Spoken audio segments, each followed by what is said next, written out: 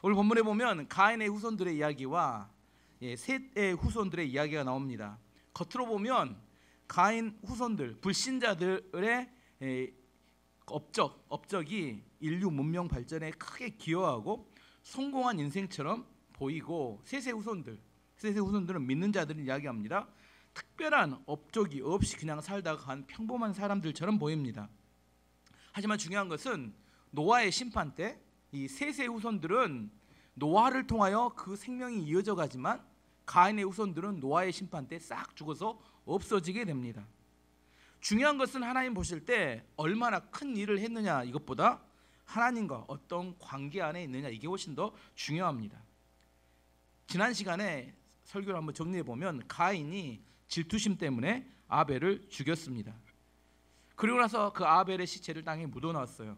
묻어놨는데 그 하나님께서 아벨의 핏소리가 하나님을 향해서 호소한다, 그렇게 이야기했습니다. 그래서 가인에게 벌을 내렸습니다. 벌 내용은 두 가지였어요. 첫 번째는 밭을 갈아도 효력이 없게 될 것이다.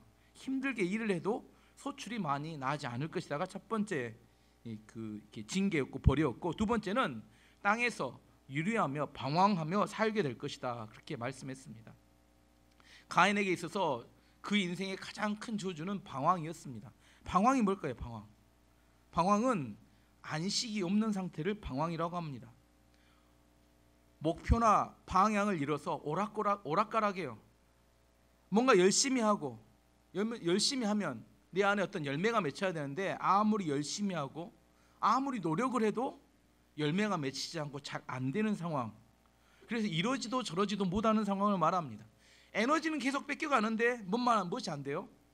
열매가 없고 어떻게 해야 될지 잘 모르는 상황. 현대로 말하면 흔들 수 있는 깃발이 없고 부르고 싶은데 부를 만한 노래가 없는 상태, 그게 방황이라고 합니다. 가인은 왜 방황하게 됐어요? 그 인생이 왜 방황하게 됐어요? 하나님을 떠났기 때문에 방황하는 인생을 살게 됐습니다. 하나님을 떠나면 사람이 방황하게 됩니다. 반대로 하나님을 만나게 되면 그 뿌리를 알게 되고 올바른 정체성을 속에서 방황을 멈추게 됩니다. 이렇게 방황하던 가인이 정착했던 땅이 어디였어요?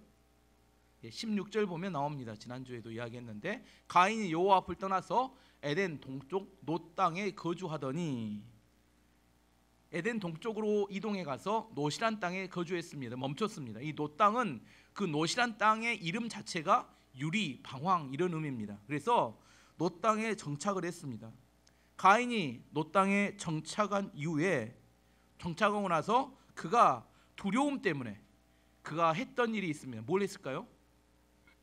성을 쌓았습니다. 17절 말씀 보면, 아내와 동침함에 그가 임신하여 에녹을 낳은지라 가인이 성을 쌓고 그의 아들의 이름으로 성을 이름하여 에녹이라 하니라. 가인이 인류 최초의 성을 쌓습니다. 그리고 그 성의 이름을 뭐라고 해요? 자기 아들 이름 에녹. 그 에녹은 셋의 가문에서도 7대손에 에녹이 나오죠. 그 에녹하고 이름은 같습니다. 하지만 다른 사람입니다. 또 에녹이 두 번 나오니까. 저 뒤에 히터 좀 꺼주시기 바랍니다. 엄청 덥네요. 에녹이란 이름으로 성을 짓고 난 다음에 이름 뭐라면 에녹이라 이렇게 이름하였습니다. 그러면 가인이 왜 성을 만들었다고요? 가인이 성을 만든 이유가 뭡니까? 두려웠기 때문에 성을 만들었습니다. 왜? 하나님께서 지켜주시지 않는다고 쫓아냈기 때문에, 하나님을 떠났기 때문에 인간 마음에 그 마음에 두려운 마음이 생겼어요. 그래서 다른 사람들로부터 자기 자신과 자기의 재산을 지키기 위해서, 보호하기 위해서는 성을 만들어야겠다, 이렇게 생각했다는 겁니다. 창세기 4장 14절에 그의 두려움을 이렇게 이야기합니다. 주께서 오늘 이 지면에서 나를 쫓아내시온즉 내가 주의 낯을 배웁지 못하리니 내가 땅에서 피하며 유리하는 자가 될지라 무릇 나를 만나는 자마다 나를 죽이겠나이다. 가인의 고통의 호소입니다. 나를 만나는 사람은 나를 죽일 것이니까 내가 두려워서 견디기가 어렵습니다, 이렇게 호소하는 거죠. 그래서 그는 두려움을 이기려고 성을 쌓았습니다. 원래 인간을 만들어놨을 때 하나님께서, 하나님이 지켜주시고 우리는 그 안에 안식하며 사랑하는 존재입니다. 지금도 마찬가지예요. 하나님께서 우리를 보호해 주시고 지켜 주시는 보호막이 있을 때까지 안전합니다. 근데 하나님의 심판이란 뭐냐면 이 보호막을 거두고 가는 걸 말합니다. 하나님이 우리 가운데 직접 저주를 내리시는 게 아니라 하나님의 보호막이 우리를 떠나가는 걸 말해요. 가인에게 있어서 하나님을 떠나면서 보호막이 사라지니까 자기 인생을 자기가 지켜야겠다고 생각하면서 그 두려움 때문에 만들었던 게 성입니다. 교회를 오랫동안 다니시고 믿음이 좋으신 분들은 이걸 이해 못할 수 있습니다. 하지만 불신자들, 믿음 없는 사람들은 아주 작은 일에도 두려워합니다. 집안에 문턱을 밟으면 돼요, 안 돼요? 예전에 어르신들이 문턱 밟으면 뭔 일 생길 것처럼 막 야단을 칩니다. 문턱 밟으면 안 된대요. 그게 무슨 대수라고. 징크스라는 게 있습니다. 시험 보기 전에는 미역국을 먹으면 돼요, 안 돼요? 왜 안 돼요? 미역국 먹으면 미끄러져서 떨어진대요. 가게를 하신 분들은 이 마수거리라는 게 있죠. 제일 먼저 오는 손님이 누구냐에 따라서 그날 하루 장사가 결정된대요. 진짜 그런가요? 이사 가고 결혼식 한 날, 손 없는 날, 귀신 쉬는 날을 잡아서 결혼해야 된다거나 이사를 해야 된답니다. 집안에 무슨 일이 생기면 묘를 이장해야 된대요. 그럼 묘를 잘못 썼는데요. 근데 내가 생각해 볼 때 요즘 납골당에 모시는, 그럼 어떻게 되는 거죠? 납골당에 모시면 별 중요하지도 않는 의미 없는 일인데 두려워서 그런 걸 다 일일이 신경 쓰며 살아가고 있다는 겁니다. 왜? 두려워서. 두려우니까 성을 쌓는 거예요. 자꾸. 가인이 만들었던 성, 두려움에서 만들었던 성이 나중에 성장하면 뭐가 되냐면 바벨탑이 됩니다. 창세기 11장에 바벨탑을 쌓잖아요, 사람들이. 바벨탑은 쌓던 이유가 사람들이 하나님만큼 높아지고 싶다, 그 욕망이 드러난 표현이 바벨탑입니다. 창세기 11장 4절 말씀 보면 또 말하되 자 성읍과 탑을 건설하여 그 탑 꼭대기를 하늘에 닿게 하여 우리 이름을 내고 온 지면에 흩어짐을 면하자 하였더라. 바벨탑의 정신이 이런 겁니다. 뜨고 싶다, 유명해지고 싶다, 우리의 이름을 널리 알리자. 왜? 하나님 없는 사람들이 자기의 이름으로 자기를 보호하고자 하는 욕망 때문에 이렇게 유명해지고 싶고 뜨고 싶은 마음을 갖게 되는 겁니다. 하지만 아셔야 돼요. 높은 곳은 절대로 안전한 곳이 아닙니다. 하나님께서 우리를 사용하실 때 은사와 능력을 주시고 높은 곳에 올리실 때가 있어요. 어떻게 하는 게 지혜예요? 얻는 일을 빨리 사명을 완성하고 나서 빨리 내려와야 합니다. 뭐 해야 된다고요? 높은 곳에 오래 있으면 반드시 문제가 생깁니다. 빨리 내려와야 돼요. 그래야 롱런합니다. 오랫동안 하나님의 축복과 은혜 가운데 살아갈 수 있게 됩니다. 그렇지 않으면 반짝했다가 갑자기 사라져버리고 말아요. 성을 쌓는다는 것은 내 자신을 보호한다는 의미와 또 동시에 또 뭐가 있냐면 내 것과 남의 것을 구분하는 목적도 있습니다. 내 이익을 지키기 위해서 성을 높게 쌓습니다. 요즘 그게 어떻게 돼요? 예전에 보면 요즘은 이제 아파트 사니까 그렇지 않지만 담장을 만들죠. 집을 짓고 담장 위에다 뭘 꼽아놔요? 병을 쪼개서 이렇게. 예전에 그런 집들 많이 있었죠. 병을 쪼개가지고 거기다 막 꼽아놔요. 아니면 철조망을 해놓습니다. 예전에. 요즘은 그런 집들이 많이 없지만. 왜 그래요?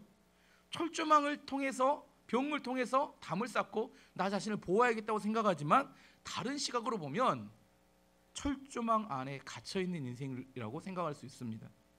성 안에 갇힌 인생이라고 생각할 수 있어요. 성을 쌓았는데 자유가 없어져요. 성 안에서만 살아야 합니다. 제가 스가랴 강의할 때, 스가랴 2장 강의할 때 하나님의 꿈과 비전에 대한 이야기를 했습니다. 하나님의 꿈과 비전은 뭐냐면 성곽 없는 성읍을 만드는 게 하나님의 꿈과 비전이다, 이런 이야기를 했습니다. 스가랴 2장 4절 5절 말씀에 나옵니다. 이르되 너는 달려가서 그 소년에게 말하여 이르기를 예루살렘은 그 가운데 사람과 가축이 많으므로 성곽 없는 성읍이 될 것이라 하라. 여호와의 말씀에 내가 불로 둘러싼 성곽이 되며 그 가운데에서 영광이 되리라. 무슨 말이냐면 스가랴 선지자는 바벨론 포로에 잡혀있던 사람들이 돌아왔을 때 그들에게 앞으로 하나님이 어떤 일을 하실 것인가에 대한 비전을 8가지 환상을 통해서 보여줍니다. 그 세 번째 환상의 내용이 뭐냐면 측량줄, 다림줄 환상입니다. 다림줄 환상이란 측량줄을 가지고 예루살렘 성을 측량하는 이야기예요.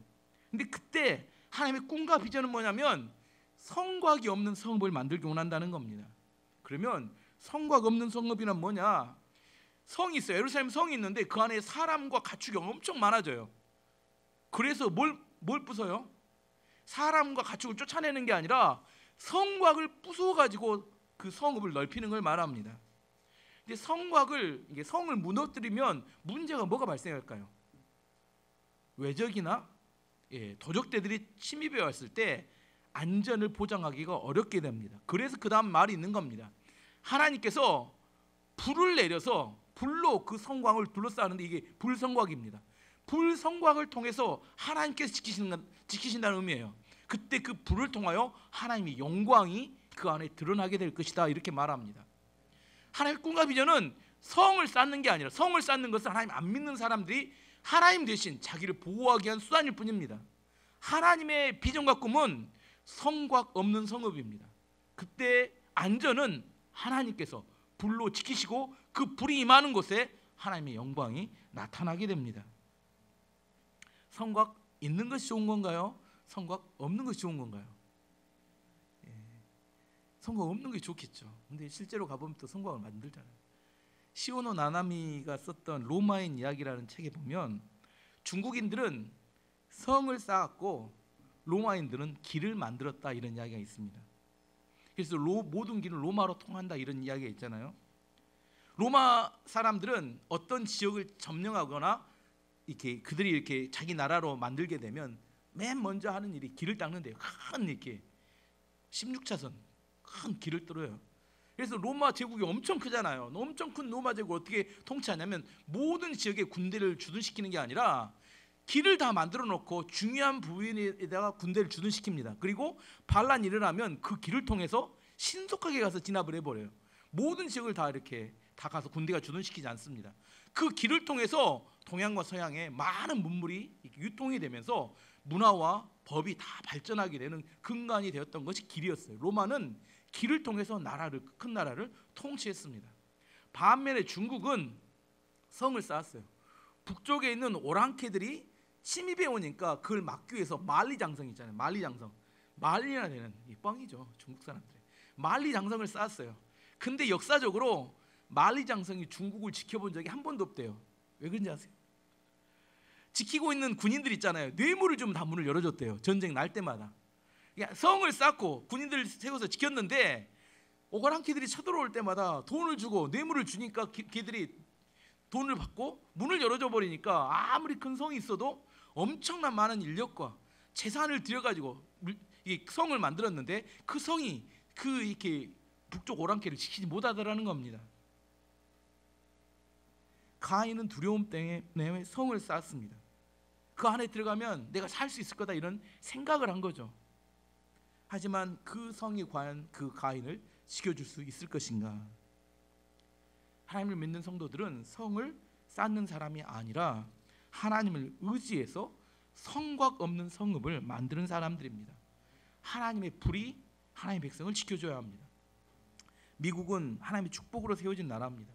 청교도들이 미국에 가서 정착할 때, 마을을 만들 때 자기의 집을 짓기보다 마을 중심에 교회를 먼저 세웠습니다. 그리고 하나님께 예배 드리고 그 다음에 자기의 집을 만들었습니다.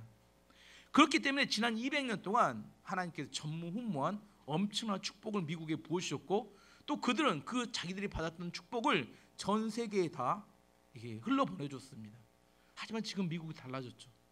자기 나라를 위해서 다른 나라, 자기 나라의 이익이 최우선이 되는 그런 나라로 변해가고 있습니다. 무슨 말이에요?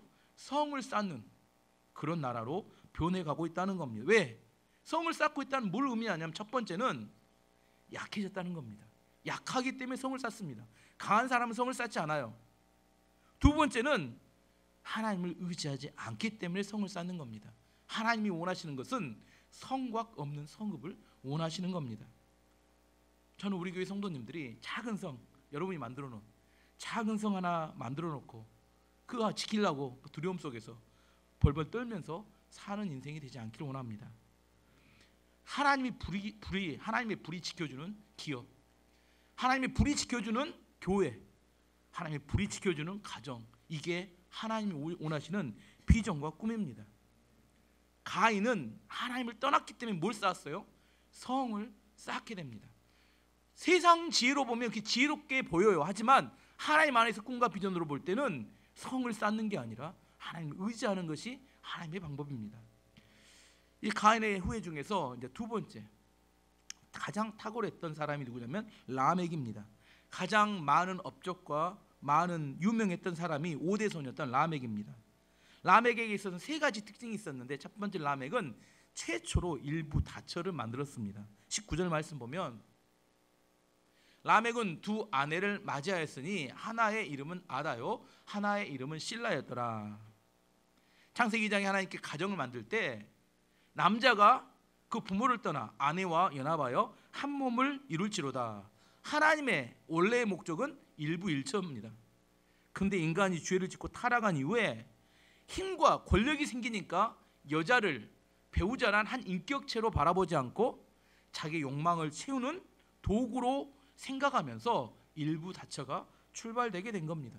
일부 다처는 죄악의 범죄의 결과일 뿐입니다. 두 번째, 라멕은 자식 농사를 매우 잘 지었어요. 자식들이 매우 잘 됐습니다. 20절에서 22절 말씀 보면, 자식들을 보면 아다는 야발을 낳았으니 그는 장막에 거주하며 가축 치는 자의 조상이 되었고, 무슨 말이에요? 목축업자의 조상이 됐다. 굉장히 목축업을 잘했다는 이야기입니다. 그의 아우의 이름은 유발이니 그는 수금과 퉁소를 잡는 모든 자의 조상이, 음악과 예술의 조상이 되었다는 이야기. 굉장히 음악적, 요즘 말하면 K-팝이나 이런 어떤 예술적인 연예인으로, 연예 기획사 이런 사장님 이런 이 정도 된 그런 유명해졌다는 겁니다. 20절 보면 실라는 두발가인을 낳았으니 그는 구리와 쇠로 여러 가지 기구를 만드는 자, 이건 뭐 제조업, 뭐 공장, 어떤 뭐 이렇게 대장장이 이런 자의 조상이 되었다는 겁니다. 두발가인의 이유는 나아마였더라. 여자는 성경이 잘 기록되지 않는데 기록된 이유는 뭐냐면 그때 당시에 절세의 미인이었을 거라고 성경의 학자들이 해석합니다. 아무튼 뭐가 잘 됐어요? 라멕에게 있어서 자식들이 세상적으로 보면 엄청나게 성공한 대기업을 이룬 사람들로 기록되고 있습니다. 라멕은 부와 힘이 있었고 세상적으로 보면 아주 성공한 사람이었습니다. 그는 그 힘과 능력으로 여러 명의 아내를 얻었고 자식들 뒷바라지를 잘해서 세상에서 성공한, 인정받는 자식들로 키워냈습니다. 하지만 그는 하나님을 믿지 않는 사람이었고 하나님을 예배하지 않는 사람이었습니다. 여기서 아까 문화, 문명과 문화의 발달에 대한 이야기를 했는데, 왜 사람들이 문화와 문명, 산업을 발달시킬까요? 이건 하나님의 자손들에게서 나온 게 아니라 가인의 후손들에게서 문명, 문화, 뭐 이렇게 산업이 발달했습니다. 왜 그래요? 공허하기 때문입니다. 하나님을 떠난 사람들은 그 하나님 아님에 채워지지 않는 그 빈 공간, 그 공허함을 채우기 위해서 무엇인가의 의미를 부여하고 그것으로 채우려고 발버둥을 치다 보니까 발달한 게 세상의 문명입니다. 하나님 없는 문명과 문화는 인간 안에 있는 쓰레기 같은 욕망들에 대한 표현하는 도구일 뿐입니다. 하나님이 우리 가운데 음악적인 재능을 주셨어요. 그리고 창조적인 능력을 주셨습니다. 그것들 왜 주셨을까요? 그게 예배를 통해 하나님께 영광을 돌려야 되고, 이 온 우주를 하나님 우리에게 맡기셨는데 그것을 다스리도록 하기 위해서 우리에게 창조의 능력을 주셨습니다. 근데 그걸 가지고 하나님을 떠나게 되니까 그 능력을 가지고 인간의 공허함을 채우기 위한 도구로 사용하게 된 겁니다. 겉으로는 그럴싸하게 포장을 해요. 이 시대에 그런 대표적인, 겉으로는 그럴싸하게 포장하지만 인간의 쓰레기 같은 욕망들에 이렇게 배출하고 있는 배출구는 어디냐면 축제예요. 축제. 뭐 물축제, 카니발, 전 세계에 벌어지는 온갖 잡다한 축제들 있잖아요. 그 축제를 가보면 겉으로는 의미를 부여합니다. 하지만 젊은이들이 모여서, 사람들이 모여서 자기의 성적인 욕망을 표출하고 그걸 일탈의 도구로 사용하고 있는 장소가 축제입니다. 우리나라로 말하면 그 축제가 아니라, 축제를 다른 우리나라식으로 이렇게 표현된 문화는 뭐예요? 동호회, 동창회, 산악 동호회, 너 무슨 동창회, 자기의 일탈의 도구로 사용하는. 라멕의 자녀들을 통하여 이런 세상 문명이 시작되었다. 성경은 그렇게 이야기합니다. 세 번째 라멕의 특징은 뭐냐면 사람을 죽이면서도 부끄러움도 전혀 느끼지 않고 살인을 자랑 삼아서 노래로 만든 사람이 이거 한마디로 뭐냐면 라멕은 사이코패스입니다. 사람을 막 죽여요. 죽이고 난 다음에 뭐예요? 그 가인은 자기가 죽이고 나서 두려움이라도 있고 이렇게 부끄러워라도 했는데 부끄러움도 전혀 없고 오히려 그것을 자랑 삼아서 노래로 만들어 사람들에게 알렸습니다. 23절 24절 보면 라멕이 아내들에게 이르되 아다와 실라여 내 목소리를 들으라. 라멕의 아내들이여 내 말을 들으라. 나의 상처로 말미암아 내가 사람을 죽였고 나의 사함으로 말미암아 소년을 죽였도다. 가인을 위하여는 벌이 7배일진데 라멕을 위하여는 벌이 77배이리로다 하였더라. 하나님께서 가인에게 표를 줬어요. 그가 두려워하자. 가인의 표, 너를 해하는 사람 내가 7배로 벌을 받겠다고 이야기했습니다. 하지만 라멕에게는 아무 말도 안 했어요. 근데 누가 이야기해요? 지 혼자 이야기하는 거예요. 가인에게는 7배인데 나에게는 77배라고 하나님이 표를 준 게 아니라 지 혼자 그렇게 자랑하고 노래를 만들어서 불렀다는 겁니다. 이게 한마디로 보면 사이코패스입니다. 죄악이 아담과 하와 때는 선악과를 따먹는 작은 죄가 시작되지만 가인 때에 가서는 살인하는 범죄로 커졌고 라멕에게서는 아무런 감정 없이 많은 사람을 죽이면서 그걸 자랑하는, 꼭 조직폭력배들이 누가 강한지를 이렇게 보여주기 위해서 내가 얼마나 많은 사람을 죽였는지 자랑하는 것 같은 그런 사이코패스 같은 그런 범죄로 인해서 점점 세상은 악해져 가고 죄악으로 물들어가고 있었다고 이야기하고 있는 겁니다. 이게 하나님 없이 살아가는 가인의 후손들의 삶의 모습이었습니다. 그 다음에는 이제 셋의 후손들 25절부터 5장까지는 셋의 족보, 믿음의 족보에 대한 이야기를 합니다. 하나님께서 아벨이 죽임을 당한 이후에 아벨 대신에 셋을 주셨습니다. 25절 말씀 보면 아담이 다시 자기 아내와 동침함에 그가 아들을 낳아 그의 이름을 셋이라 하였으니 이는 하나님이 내게 가인이 죽인 아벨 대신에 다른 씨를 주셨다 함이며, 가인의 족보는 화려했습니다. 엄청 문명과 성을 만들고 막 그렇습니다. 근데 셋의 족보는 자랑할 만한 게 거의 없어요. 특별한 게 없습니다. 5장에 아까 우리가 쭉 읽어봐서 이야기했지만 세 가지입니다. 하나님의 백성들은 태어났다, 몇 살에 아이를 낳았다, 몇 살에 죽었다. 이거밖에. 이게 반복 10번 반복되면 이게 5장이 끝나요. 10번 반복. 그래서 반복을 읽은 겁니다. 뭐라고요? 태어났다, 그다음에 아들 낳았다 몇 살에, 그다음에 죽었다. 이걸 몇 년을 2000년을 합니다. 2000년 동안 10바퀴를 돌려요. 이게 전부입니다. 한번 이게 표를 가져와서 이게 보일란가 모르겠는데, 이게 아담부터 시작해서 아담이 930살을 삽니다. 그러면 노아가 이렇게 아담부터 시작해서 이 아담이 930살에 죽어요. 930살에 이 930살에 죽습니다. 930살에 죽는데 노아만 930살 때까지 태어나지 않았어요. 이 나머지 9사람 셋, 에노스, 케난, 말라, 야렛, 에녹, 무두셀라, 라멕은 아담이 죽기 전에 다 있었습니다. 아시겠죠? 930년 동안 아담은 930년 산 동안 엄청나게 많은 사람이 성장해 간지를 아시겠죠? 성경에 기록된 이름은 우리에게 구속사적으로 꼭 필요한 이름만 기록되어 있지 그렇지 않은 수없이 많은 사람들이 성경에 기록되지 않은 사람들이 있습니다. 좀 이따 다시 한번 이 지도를 이 표를 보겠지만 어쨌든 제가 오늘 어제부터 오늘까지 이 표를 만드느라고 이게 여러 가지 국리에 만들어봤는데, 중요한 것은 아담부터 시작해서 노아까지가 2000년 정도 시간이 걸려요. 2000년, 10대까지는 2000년 정도 걸립니다. 2000년 동안 그들이 뭐 했냐? 아무것도 안 했어요. 뭔만 하냐면 아무튼 이 사람들은 태어났다, 아들 낳았다, 죽었다, 꽤 죽었다. 이게 세 가지만 반복해서 합니다. 그러면 이 아담의 족보, 셋의 족보에서 두 명의 특별한 사람에 대한 이야기만 하려고 합니다. 첫 번째는 하나님의 이름을 불렀던 셋에 대한 이야기를 하려고 합니다. 26절 보면 특별한 이야기를 기록하고 있어요. 셋도 아들을 낳고 그의 이름을 에노스라 하였으며 그때 사람들이 비로소 여호와의 이름을 불렀더라. 이렇게 기록하고 있습니다. 가인이 성을 쌓고 있는 동안, 가인과 가인의 성을 쌓고 있는 동안 하나님의 자손이었던, 세상 문명을 만들고 있는 동안 하나님의 자손이었던 셋은 뭐 했어요? 뭘 불렀다고요? 하나님의 이름을 불렀. 이게 전부다니까요. 천년씩 사는 동안 뭐만 했어요? 하나님의 이름을 불렀다. 이게 중요하다니까요. 셋이 자기 아들의 이름을 뭐라고 해요? 아들 이름이 뭐예요? 에노스가 중요합니다.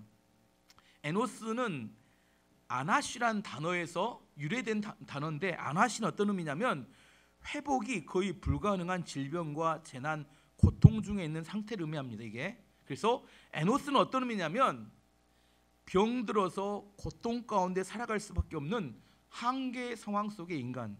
여러분 적으셔야 되는 게 제가 천천히 읽어드리겠습니다. 병들어서 고통 가운데 살아갈 수밖에 없는 한계 상황 속의 인간, 이게 에노스입니다. 셋이 아이를 낳았어요. 그리고 아이의 이름을 지으려고 했는데 그 이름은 뭐라고 적었다고요? 에노스. 병들어서 고통 가운데 살아갈 수밖에 없는 한계 상황 속의 인간, 이렇게 지었어요. 무슨 말이냐면 아들을 낳고 봤는데 아들에 대해서 보니까 너무 연약해. 스스로의 힘으로는 일어설 수도 없는, 그래서 뭐예요? 하나님을 전적으로 의지해야만이 살아갈 수 있겠다는 그 믿음이 표현된 게 아들의 이름으로 표현을 한 겁니다. 그래서 성경이 뭐라고 하냐면 셋이 에노스를 낳고 난 다음부터 하나님의 이름을 불렀더라, 이렇게 성경은 이야기한다는 거예요. 그 전에 여호와의 이름을 부르지 않았는데 낳고 난 다음에. 그럼 여호와의 이름을 불렀다는 게 무슨 의미일까? 두 가지 의미를 이야기합니다. 여호와의 이름을 부를 때 언제 부르냐면 기도할 때. 우리 주여 하고 부르죠. 기도할 때. 두 번째는 여호와의 이름 언제 부르냐면 찬양할 때.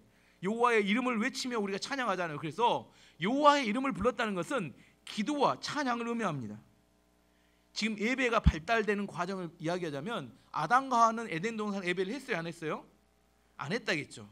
매일처럼 하나님이 오셔서 교제했기 때문에 예배가 따로 필요하지 않았습니다. 근데 가인과 아벨의 때는 이제 제사가 시작되죠. 원시적인 제사입니다. 가인은 어떻게 제사를 지낼지 잘 몰랐죠. 그래서 실패하게 되는데 원시적인 제사가 시작됐어요. 근데 셋에 와서는 뭐가 되냐면 이제 기도와 찬양이 포함된 예배의 형태를 갖추어 가고 있다, 이렇게 이야기할 수 있습니다. 정말 재밌는 것은 셋이 에노스를 낳은 다음에 여호와의 이름을 불렀다고 성경이 이야기하고 있는 것이 재밌습니다. 왜 그랬을까? 왜 아들 낳기 전까지는 부르지 않다가 아들 낳은 다음에 불렀을까요? 이것은 자식을 낳아보면 압니다. 어떤 사람에게 제가 이렇게 물어봐요. 예수님 믿으셔야죠. 천국과 지옥이 있습니다. 지옥 가면 안 되죠. 뭐라고 하냐면 자신 있게 대충 살다가 저는 지옥에 갈랍니다, 이렇게 이야기해요. 그럼 혹시 당신의 아이들도 그렇게 대충 살다가 지옥 가기 원합니까? 이렇게 물어보면 또 그때는 안 된대요. 그래도 자기는 대충 살아도 우리 애들만은 그렇게 살면 안 된대요. 잘 살아야 된대요. 그래서 이런 이야기를 합니다. 자기 자녀들 앞에서는 모두 다 경건해지고 신앙적이 된다, 이렇게 이야기합니다. 셋이 아들을 낳았어요. 에노스를 낳았는데 너무 연약한 거예요. 연약한 아들을 낳다 보니까 어떻게 돼요? 하나님을 의지하지 않고 살기 어렵겠다, 이런 생각을 하게 되었다는 겁니다. 자녀들은 하나님의 말씀의 통로가 될 때가 많이 있습니다. 자녀들이 질병에 걸리거나 자녀들이 연약하거나 이렇게 타락하거나 문제가 발생했을 때 그 자녀들을 통하여 하나님께서 우리에게 뭘 주셔요? 하나님을 의지하고 기도하게 되는 믿음을 주실 때가 많습니다. 이 정리해보면 이런 겁니다. 셋이 에노스랑 아들을 낳았는데 그 아들을 보면 너무 연약해요. 그래서 하나님을 의지할 수밖에 없어서 그때부터 여호와의 이름을 부르며 예배하는 자가 되었다, 이게 셋의 삶의 내용입니다. 중요한 게 뭐냐면 가인의 후손들은 두려움과 공허함 때문에 성을 쌓고 문명과 문화를 발달시킴으로 자기의 공허함과 두려움을 이겨내보려고 노력했습니다. 반면에 셋의 후손들은 그 두려움과 공허함을 어떻게 이겨내려고? 하나님을 의지하고 하나님 예배하고 하나님께 나아가서 하나님으로 채워보려고 발버둥 쳤던 사람들이라고 이야기할 수 있습니다. 제가 이야기했죠. 아담부터 노아까지는 몇 년 걸렸다고요? 2000년. 아담부터 노아까지 2000년입니다. 10대 2000년의 기간 동안에 이들이 뭘 했어요? 주로 날마다 반복해서 했던 게 예배하고 기도하고 찬양하고, 이러면 2000년을 보낸 겁니다. 문명과 물질을 이렇게 문명을 이렇게 문화를 발달시키지 않았어요. 그건 다 세상의 문화 가운데 발달된 거고, 이 사람들이 2000년 동안 꾸준히 뭐만 했어요? 예배하고 기도하고. 어떻게 생각하면 낭비 같아요. 우리도 날마다 새벽 기도하고 수요일 예배하고 주일 예배하고 이거 1년 내내 반복합니다. 어떻게 생각하면 머릿속에 보이기도 합니다. 1년에 뭐 하루만 딱 대표로 예배를 드리고 나머지는 다 우리가 원하는 그런 걸 이렇게 원하는 삶을 살면 좋을 텐데. 근데 이게 언제부터 그랬냐면 아담 이후, 그 이후에 셋부터 계속해서 예배를 드림으로, 예배 드리던 걸 누구한테 전달해요?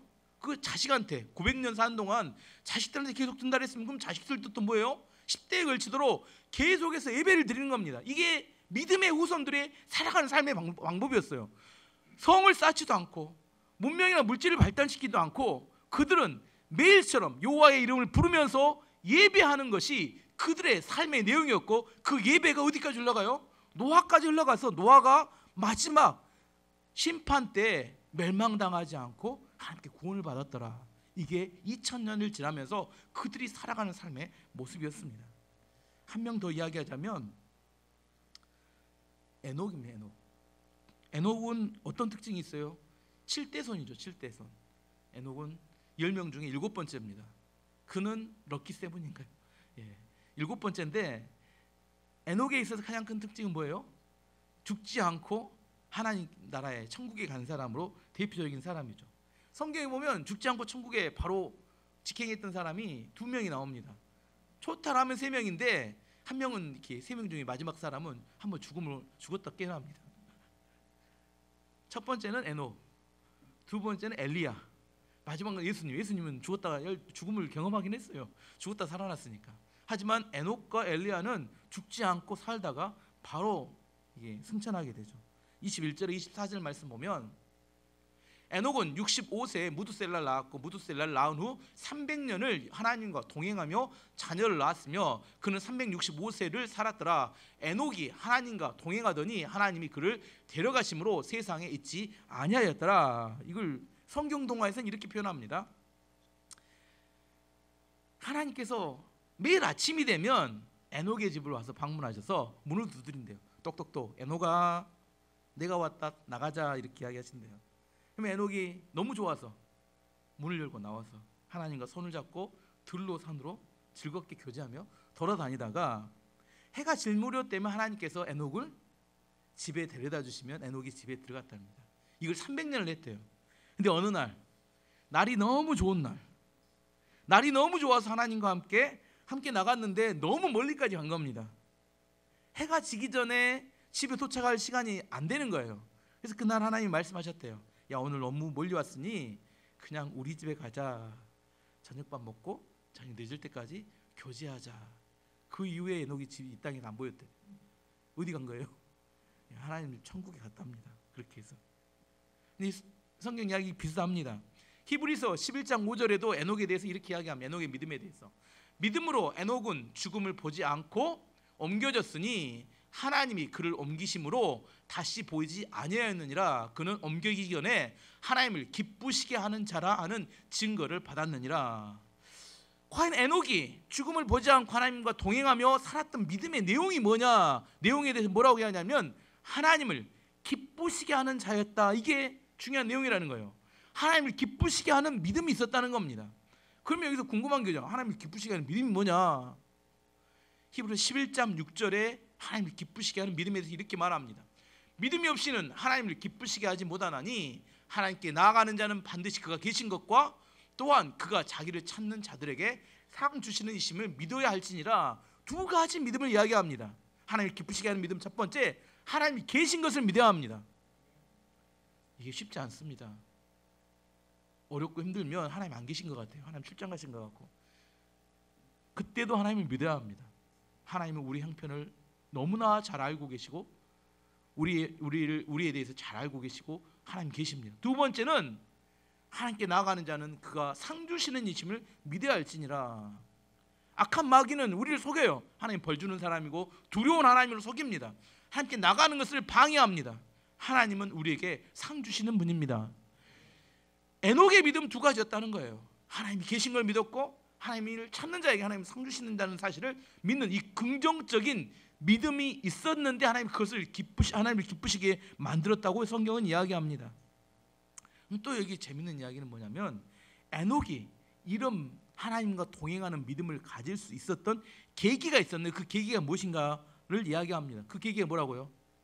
이것도 아들을 낳을 때입니다. 21절 22절을 다시 한번 봐보면 에녹이 65세에 무드셀라를 낳았고 무드셀라를 낳은 후 300년을 하나님과 동행하며 자녀들을 낳았으며, 자녀를 낳기 전에는 동행하지 않았다는 거예요. 자녀 낳고 난 다음에 동행했다는 겁니다. 무드셀라의 특별한 비밀이 있는 거죠. 뭔 말 아시겠어요? 무드셀라의 특별한 비밀이 있습니다. 자녀를 낳고 난 다음에 하나님께서 특별한 계시를 해준 것 같아요. 왜냐하면 무드셀라라는 이름의 뜻이 특별합니다. 뭐라고? 무드셀라 이름의 뜻이 뭐냐면 그가 죽으면 심판이 온다. 무드셀라 이름의 뜻이 뭐예요? 그가 죽으면 심판이 온다. 이것은 나중에 후에 아주 오랜 뒤에 노아의 때 심판이 오게 될 건데, 에녹은 하나님과 항상 동행하면서 하나님께서 동행하는 중에 뭘 알려줬어요? 앞으로 이루어질 하나님의 비밀, 앞으로 하나님이 행하실 일에 대해서 하나님께 그에게 알려줬는데 뭐예요? 무드셀라가 죽던 그 해에 하나님의 심판이 임하게 될 것에 대한 계시를 알려주셨습니다. 실제로 표를 봐보겠습니다. 이게 표를 봐보면, 마지막 뒤쪽 표를 봐보면 이게 무드셀라가 이때 죽어요. 1656년, 여기서 0부터 시작하면 그때 노아가 600세가 되던 해하고 똑같습니다. 그 전에 누가 죽냐면 여기서 나오는 라멕이 먼저 죽습니다. 노아 600세 이렇게 무드셀라가 죽던 해 똑같습니다. 그리고 보면 이 전에 있는 사람이 다 죽었어요. 노아의 가족 말고 그 전에 셋의 계보에 있던 모든 사람들은 이미 다 1665년 이때 이전에 싹 죽습니다. 라멕 그 아들도 죽어요. 그리고 노아의 가족과 가족만 딱 남습니다. 이 마지막으로 죽었던 사람이 이렇게 무드셀라인데 됐습니다. 무드셀라 이름이 뭐예요? 그가 죽으면 세상에 심판이 온다. 이걸 누가 알았다고요? 에녹이 알았어요. 그래서 그 이름을 어디다가 심어요? 그 아들을 낳고 난 날 아들에게 이름을 심었습니다. 왜? 기억하게 하기 위해서. 누구에게? 자손과 자손들이 기억하라는 겁니다. 무드셀라가 죽으면 심판이 온다. 또한 복음 전도를 위해서 다른 사람들이 무드셀라 이름을 부를 때마다 하나님께서 이가 죽으면 심판이 온다는 사실을 알리도록. 그 당시는 왜? 성경이 없었으니까. 우리는 성경이 있잖아요. 그 당시 성경이 없어. 구약 성경이 없었습니다. 그것이 그 이름이 뭐예요? 성경이 하나님 말씀과 똑같은 겁니다. 제 이야기가 아니라 유다서 1장 14절 15절이 그렇게 이야기합니다. 제가 했던 이야기를. 유다서 1장 14절 15절 아담의 7대 손 에녹이 이 사람들에 대하여도 애언하여 이르되 보라 주께서 그 수만의 거룩한 자와 함께 임하셨나니 이는 뭇 사람들을 심판하사 모든 경건하지 않는 자가 경건하지 않게 행한 모든 경건하지 않은 일과 또 경건하지 않은 죄인들이 주를 거슬러 한 모든 완악한 말로 말미암아 그들을 정죄하려 하심이라 하였느니라. 에녹이 애언을 했대요. 에녹은 금방 300년 후에 죽죠. 노아 태어나기 전에 죽습니다. 하지만 에녹이 뭘 애언해요?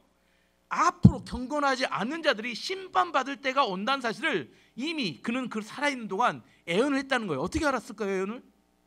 하나님이 알려주셨잖아요. 동행하면서 알려주신 겁니다. 그래서 그 아들 이름에 무드셀라는 이름을 정해가지고 자기 자손들도 기억할 뿐 아니라 그 다른 사람들에게도 복음을 전할 수 있는 계기를 마련하도록 했던 거라는 겁니다.